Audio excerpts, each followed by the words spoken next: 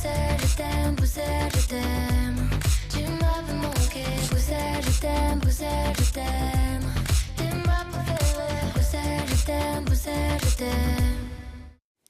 there and welcome to Brussels, my love, Euronews' weekly talk show on all things Europe and beyond. My name is Shona Murray and I'm standing in for Maeve, who's in Davos this week, but he'll be with us throughout the show. Thank you for joining us. Coming up this week, it's 6 months until the European elections, where voters can decide the future shape of the European Union. The timeline coincides nicely with the theme of Davos this week, rebuilding trust. Because in almost every capital in Europe, the rise of the far right is on the agenda. Also, and not unrelated, the cost of living crisis and the fair transition to a greener world, vital to save the planet. These issues are even more acutely apparent when you see the spectacle of limousines, private jets and helicopters in Davos. And we're coming up to 2 years since Russia's territorial invasion of Ukraine. President Zelensky was in Davos to remind the world's most influential people of Russia's renewed bombardment of Ukrainian cities. He told NATO Secretary-General Jens Stoltenberg that Ukraine urgently needs bolstered air defence, all while US and EU support for Kyiv hangs in the balance. Now let me introduce our panel for this week. Dharmendra Kanani, Friends of Europe, Anna Nalivaiko, Wilfred Martin Centre, and Petros Fasoulas, Secretary-General of European Movement International. Now, before we get to that and our excellent panel, let's cross to Maeve McMahon in snowy Davos. Maeve, everyone is talking about rebuilding trust there, which is, of course, no mean feat. But how do they say they hope to achieve it? Well, Shona, the World Economic Forum claimed that this is not just an exclusive party for the rich, that they're trying to make this World Economic Forum gathering that little bit more inclusive. They even used virtual reality, for example, for some panels this week in order to get more voices, more perspectives and more diversity into the room. Also here, I've met a number of influencers who've created their own audiences online and they're speaking to millions of people from all across the globe every day. There's also a lot of NGOs here, youth groups, activists, even trade unionists who are getting face time with big business and global leaders. But that said, you can feel as well the wealth around town, the powerful people that are here. And of course, there's a lot of lobbying, a lot of greenwashing across the promenade as well. But at the same time, I'm feeling a sense of urgency among many people I speak to that there's been a lot of wrong done in the past, and that definitely needs to be fixed, especially given that 4 billion of us will be going to vote this year in 2024, and also given the news out of Iowa earlier this week. Maeve McMahon in Davos there. Dharmendra, you were nodding and shaking your head. Davos, what's your assessment? I'm rather sick of it, actually. It turns my stomach. Reading the stuff and the kind of daily outposts of who's there, what they're doing, etc. makes you think it's a trumped up, mind the pun, unaccountable set of gatherings that come together.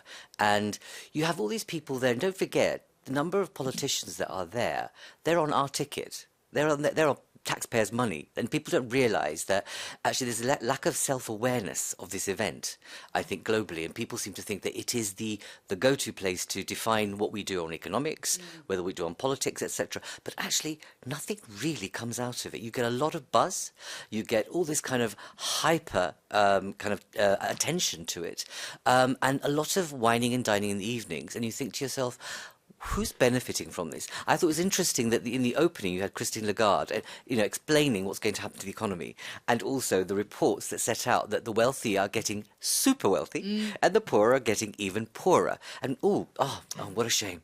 And you don't get a sense of what are the actions you might take around wealth tax, for example. What might you do to kind of close the gap of inequality? I didn't hear any of those debates. Anna, I mean, that is sort of the issue. I mean, it has potential, Davos, because of the number of people and the type of people, the influence they have on the ground, but nothing really materialises, does it? Yeah, I partially agree. I think that, when we look at the reports about global risk and threats, everybody talks about misinformation, disinformation, extreme weather events, and so on and so forth. But indeed, the gap between the rich and poor is widened and is widening. It's set to to continue to widen. There's also, when we look at the population, there's also a widening gap between the needs of urban societies and rural societies. And people are really, really concerned about the economic situation and their standard of living. I think that what we are seeing, and when we talk to people, people are really worried about that their the life standard is declining and is going to decline. So I think when we look at Davos and limousines and choppers and helicopters, I think this is really, it feels like it's not caring about the needs of society, and it's really very far away from the needs of everyday people that are going to vote this year. Because let us not forget, it's not only about the European elections, it's about half of the world's population going to vote, and they will really vote based on their needs and their concerns, and that's mainly linked to inequalities and economic situation.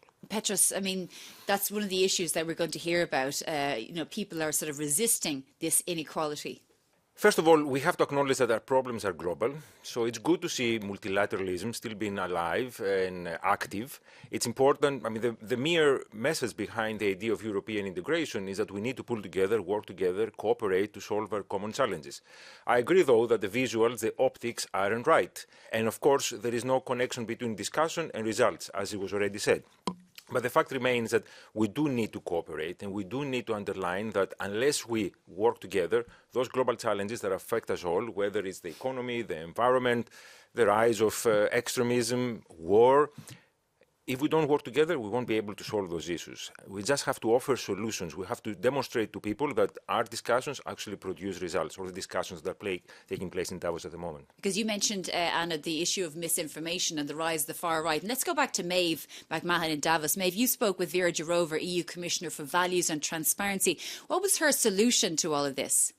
Well, Shona, that was not an easy question for Vera Jourova to answer, but what she did say she is doing is she's trying to rein in the big tech, making sure that they help in countering hate speech and misinformation online, and also prevent riots like the ones we saw in Dublin take place before Christmas. Because one thing is clear here, the future is not in your hands, it is not in my hands, it is in those of Meta, TikTok, Microsoft, the companies that you see spread out here in Davos. And Vera Jourova actually sat down with those companies and told them that they have to play by the rules when doing business here in Europe. Uncertainty is one of the drivers of the far right. With big tech, it's always the same thing. I speak about the need to protect our electoral system against hidden manipulation. So it is also covering AI. And against the very pushy campaigns containing disinformation. Dharmendra, I mean, at least Vera Jourova is getting to sit down with these people at a forum like Davos all together, where the EU is at least trying to rein them in ahead of half the world's population going to the polls this year. Indeed. I mean, Europe's led on doing things well and for good on tech matters, okay? We know GDPR, all the rest of it. But she doesn't have to go to Davos to meet the tech players. I mean, and why now? What I would like to hear more is, what have they been doing the past 18 months? We haven't just discovered we're having an election this year. And we know about the excesses that are taking place. And it's been great. I mean, some of the commissioners have done a fantastic job of finding tech companies and trying to create a value base about behaviour. But my only concern is it's a little bit too late and not enough. And the issue is that for too long we've relied on elective behaviour. So she sat down as her previous commissioner and said, by election, behave this way, rather than actually regulating behaviour. And I think the risks are so high. We know about the level of disinformation and what's happening on people's phones every day. And when you think about the lack of tech savviness across our communities, older generations and younger generations, the risk is so high. And I think that what they ought to have done is much earlier, but now sit down now and work out a plan of how people will be able to trust what they're receiving on TikTok elsewhere. There has to be a methodology, and actually working with the tech giants, they can do it very easily. Well, someone who also spoke about this was President of the European Commission, Ursula Von der Leyen. She was, of course, in Davos, but she said that the top concern for the next 2 years isn't conflict or climate. It's disinformation, misinformation, followed closely by polarisation, within our societies. Anna, I mean, that's an incredible warning, knowing that climate has been the top of the agenda for years because our planet needs to be saved. Absolutely. I mean, climate change has been on one of the major issues, one of the major concerns for years now. But just coming back very quickly, maybe to comment on what has been said about misinformation, disinformation, it is not happening just now. It has been happening for years. We have seen this, happening, I think, for at least the past 10 years, but it's only now being taken seriously. And I think what is very important to think about here is that misinformation and disinformation can undermine the legitimacy of newly elected government. And we are not looking in that because the institutions are already in a crisis of legitimacy. So I think that if that is not addressed, if that is not tackled properly, this is a major, major issue. And fake news is traveling much faster than facts, than real news. And, we are having also young voters who are voting for the first time, 18-year-olds, in some cases 16-year-olds, who have, grown up in the world of internet and social media and have been, exposed to misinformation and disinformation their whole life. And I think this is clearly that needs to be addressed not only now, it should have been addressed already, but the efforts on this should have been much stronger. And the same, of course, misinformation does not cancel out, of course, climate change and, extreme weather conditions that we are facing. And this is something that I feel it's been talked about, but no clear and major steps have been taken towards it. And because that point Anna was making about delegitimizing governments, we saw what happened in January 6th in the United States. Do you think that we've learned from that, or learning, or at least concerned ahead of the European elections? I'm not entirely sure that we have, and our polling has shown a consistent decline in support for democracy across Europe. People are feeling that the democratic system we have at the moment isn't delivering for them. A lot of them are actually starting to question whether democracy itself is a form of governance that will deliver the answers they need on the economy, on the environment, on social issues. And I think that is a really scary part. Voting every 5 years and not seeing anything for it is really putting people off democracy. And we need to reconsider a little bit how we engage our fellow citizens in the decisions that affect them. How do we make our democracy more participatory, more deliberative, open and transparent to ensure that they can also have a say in the decisions that affect them? Just briefly, before I go to the cost of living crisis, Dharmendra, I mean, what Petra just said was that people are questioning whether democracy is for them. Absolutely. There's good news and bad news. The good news is that just under 50% of the population in Europe believe or trust the EU more than their local government. So there's only about 16% of the population in Europe that actually trust their national government to do the delivery of what they need. But there's a fantastic and incredible fact that and that's not to be a positive, is that the sense of belief in institution is dropping generation by generation. And I think one of the things that we need to do is both short-term and long-term. I think if you've got this election happening, we know what's going on in terms of disinformation. The Commission should be creating a massive approach, which is sitting down with various sectors, including tech, and say, how do we make sure we solve this in a way that we have a better election turnout? But secondly, long-term, introduce civic education in schools. Make sure that people learn about the importance of voting. Make sure they understand how to understand disinformation and misinformation. But I do think if we don't recognise this properly and we can sit in Davos, we'll reach a social tipping point where people will be so disaffected they'll just remove themselves completely and disengage completely. Because if the current trends continue, the world will have its first trillionaire within a decade, according to Oxfam, but poverty won't be eradicated for another 229 years. Let's go back to Maeve McMahon at Davos. Maeve, what are they saying about the average struggling person and how this might encourage them to vote during the EU election? Well, I didn't hear many panels here on that issue of inequality, Shona, especially given the fact that 1 in 2 Europeans are struggling to pay their bills, according to Eurostat. And 95 million Europeans are living on the poverty line, especially in countries like Romania and Bulgaria. And it's, of course, these bread and butter issues that people will be thinking of when they go to vote this June, if, of course, they vote. But to get his take on what a meeting like Davos can do to address these kind of issues, I spoke to Luc Triang. He is the Secretary General of the International Trade Union Confederation. People feel that they are left behind. They are not getting their fair share of wealth created. We have seen an incredible cost of living crisis over the last years, high inflation. And at the same time, we see that the profits of companies have never been that high as now. Inequality is existing and is growing. So rebuilding trust means you have to redistribute the wealth. You need to rebalance the economic power. Workers need to be part of the debate, and that message we give, because only that can create a sustainable growth. Anna, the cost of living crisis, we've acknowledged it for so long, but the profits of these companies are doubling and doubling. Are we helpless here? I don't think we're necessarily helpless. Actually, the Martin Center, we have done a survey recently where we polled 27 member states and we asked the middle class what is their concern. And what emerged from it is that half of the respondents, no matter from which geographical location they were coming from, they said that they have seen their standard of living decreasing over the past 2 years, and they expect it to worsen in the next 2 years. And that, of course, leads to a drop of trust in institutions, because they're in national governments, especially, as Darmenda was saying, because the middle class feels, the citizens feel like their governments failed at putting forward policies that address this. But the positive news here is that they believe that inflation and the economic situation and climate change can be reversed with the right policies. So I think what is needed there is definitely a new approach, reforms that and measures that do increase productivity, that tackle lower the cost of living. But I think also what is needed here is that we have been focused for so long only on economic growth by forgetting the well-being of the people. So I think that policies that have a more balanced approach to growth, but with the well-being of people in the center of the policy is very important, and creating this inclusiveness, more synergy between EU institutions, national government and civil society to bring everybody in the conversation and to make citizens feel heard and that something is being done. So this is the way forward. I think. Petros, you're kind of at the coalface. You're doing your research about a year now ahead of the European elections. Will people listen to that? Will they be convinced for another 4 years that eventually, finally, people are listening at the top, the Commission, with the governments and so on? The sense we get is that people feel disempowered. They think that their voice hasn't been heard up until now, and they're considering alternatives. We have seen the rise of the far right, of extreme parties across the political spectrum in various member states.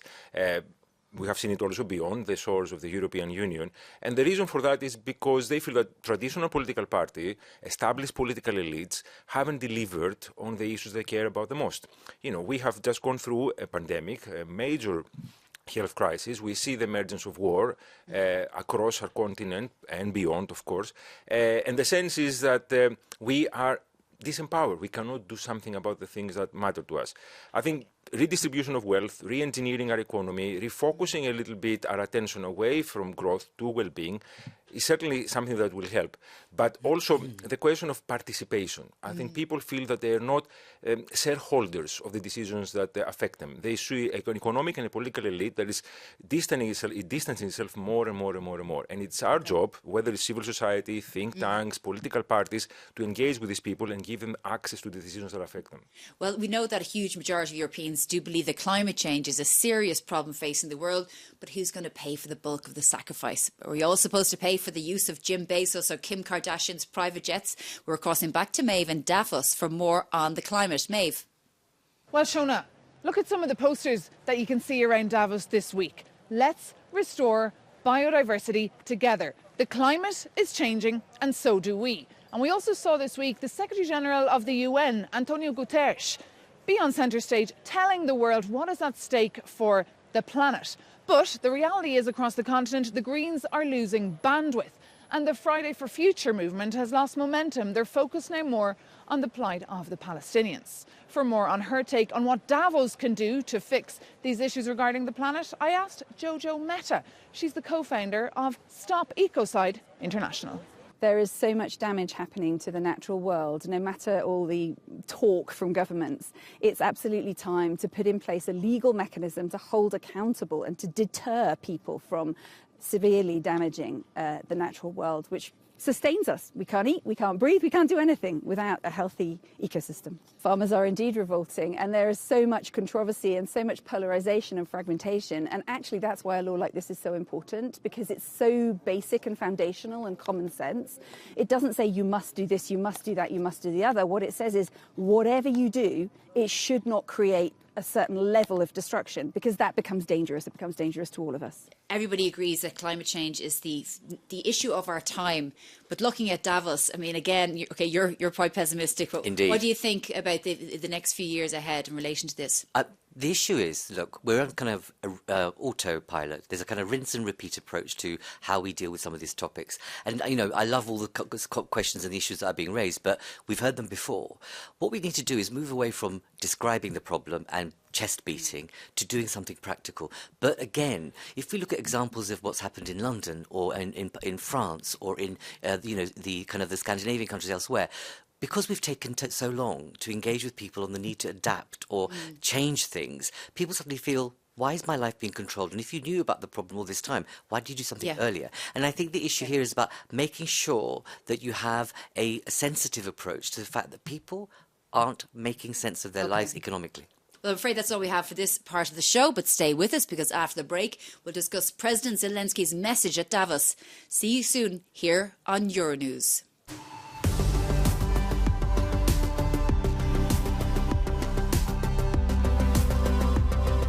Welcome back to Brussels, my love, Euronews' weekly talk show on European affairs. Ukrainian President Volodymyr Zelensky was also in Davos this week, urging Western governments to stay the course with Kyiv as the Russian invasion rages into its second year. It's not an easy task for him given the current global instability such as the Middle East. And last month, Hungarian Prime Minister Viktor Orban blocked a vital money, €50 billion lifeline for Ukraine. Maeve, what is the view from Davos on the aid for Ukraine? Well, Sean, of course, that big issue of funding for Ukraine and the €50 billion package that's being held up by the Hungarian government came up a lot here in Davos this week. And in fact, I asked the President of the European Commission, Ursula von der Leyen, how President Zelensky felt about being caught up in European politics. My personal priority is to have an agreement by 27. If this is not possible, we are prepared for an agreement by 26, but I strongly support and prefer an agreement by 27. Anna, you're Ukrainian. How does it make you feel that, you had this political euphoria with Ukraine and the EU going to start negotiations for accession, and then at the last minute, Viktor Orban blocks €50 billion lifeline? Well, I think, one doesn't cancel out the other. I think the message that has been sent with the granting of the opening of the accession talks is a tremendous positive sign towards Ukraine and of the willingness of the EU to accept Ukraine into the European Union. And I think it's important to underline that the support from the EU towards Ukraine has been tremendous. What is important now is indeed to have the Ukraine facility, the €50 billion approved, and ideally as part of the EU budget, so with all the 27 member states voting for it. I think that, what we are witnessing here, the position of Viktor Orban is not about Ukraine, it's really about Hungary and Hungarian politics and what he can get out of the EU, that benefits him. So I think I'm really hopeful and positive that the Ukraine facility will be approved as part of the EU budget with the upcoming council. But I think that in, worst case scenario, the money will still come from bilateral agreements with the member states. But it sends a different signal. But I still think that this is vital. We need to understand that, it's not only about stopping the conflict, it's also about recovery, reconstruction and modernization of Ukraine. Petrus, that's the important point by Anna. It's about Hungarian national politics. But nonetheless, despite the motivation, it still impacts Ukraine and Ukrainian membership. There's a lot more vetoes that Viktor Orban has down the road. Exactly, and that's why the problem is structural here, because there will always be an Orban, there will always be a difficult player that tries to derail the process. So we need to get to grips with the decision-making, the way we take decisions at the European level. For far too long, we have allowed a system that necessitates 27 shareholders to come together and agree unanimously on every little thing. And it cannot work like this. Delors' passing reminded us that the way to have a common market was to do away with unanimity. The way to have common defense, to protect not just Ukraine, but also current EU member states that are threatened openly by Russia, is to do away with unanimity and move to a proper defence union for the EU. Well, I don't know. I mean, the EU is made up of quite a lot of small states who would say, well, hold on a minute, then my seat at the table is diminished. Particularly, I come from Ireland, a country of 5 million people. What do you think, Demendra? Will that fly? I think it not necessarily will fly, but I think there's a time to be bold. And I think I'm glad what the President said, Ursula von der Leyen said, that, if it happens, then we'll go with a lower number. Because, people think there has to be a consensual and unanimity, but there are ways out around it. We've seen what's happened with, the package on post-COVID. 27 or 15 can make an agreement to go for something. There are mechanisms called the common agreement that people can do if there is enough, 15 or more, to go for it. So I think you need to have a time now to be bold and say, stand up for what is right. Because I think in an election year, one of the dangers of this debate, and Viktor Orban knows exactly what he's doing, don't forget, closely tied to Trump and other right-wing leaders, is to unbalance or unseat what we think is healthy democracy and move towards more kind of negative autocratic modes of working. But if we in Europe don't actually call it out and actually say this is important for our future safety, I think in this polling 6 months that we have ahead of us, given misinformation and the actions of people like Orban, what you'll see is a really toxic narrative about us only look after me, and actually we don't need to support Ukraine any longer because I can't feed my kids. I don't have a job. And look at all these migrants. And there's every seed ground for this toxic narrative to emerge, which will really disrupt politics in the next 6 months if we're not careful. So, sorry, just on a word though, do you think the getting rid of unanimity is important, or will solve the issue like Viktor Orban? Because there'll always be a Viktor Orban, as Petra said. I think that what we need to move away from is from unanimity to qualified majority voting. That's where you've got the majority of the member states saying we think this is the right thing. Now, people can come in and out of that process if they want to. That doesn't take away from the single market. That doesn't take away from the access to the EU. But the EU needs to grow up and realise that when it was crafted, it was a different world. We're in a world now where you have Viktor Orban. You have a union, a member, that's putting in place the most right-wing, anti-democratic processes. That's what the union's about. Well, Anna, look, Rustem Umerov, the Ukrainian defence minister, was in Davos as well this week, and he made the point that we've heard so many times, but I suppose it always needs to be repeated, that had the West stood up to Putin in 2014, we wouldn't be where we are now. How do you feel, regarding that point, being a Ukrainian? I agree, and I would even, argue that had the West stood up to Putin in 2008, when it was about Georgia, we wouldn't have had the 2014 and we wouldn't have had the 2022. I agree with the statements, but, unfortunately, we cannot change the past. But I also think that, had the EU and the collective West been bolder in providing military assistance right away to Ukraine at the beginning of the full-scale invasion, probably the war would have been over now. So I think it's something to take into consideration, but also what we need to take into consideration is that 2024 is a pivotal year. We are, as we said, we are in a biggest election year in history. We are going towards, potential change in the White House, and that can really shift balances. So I think that this is the year that, the West, the EU, the US, and the collective West needs to be bold, needs to take decisions, and, to really help Ukraine win the war and then move on with reconstruction, recovery, and so on and so forth. Because we are talking about a death sentence, not just for Ukraine, but also for the values that we stand up as democracy. Just briefly, your response to that? We have outsourced security for far too long, and the world is becoming fragmented, it's becoming uncertain. We have a competition of ideologies between authoritarianism and democracy, and I think as a European Union, and I put the emphasis on the Union, we have to start acting as one. Defend ourselves, defend our values, provide for our citizens, and above all, give them the feeling that they are secure and safe within our Union. Well, I have to cut you there. That's all we have time for on this topic, I'm afraid. But stay tuned on Euronews for more info about Davos. For now, I want to thank my excellent panel for being with us on a very interesting discussion. And thank you for watching. See you soon here on Euronews.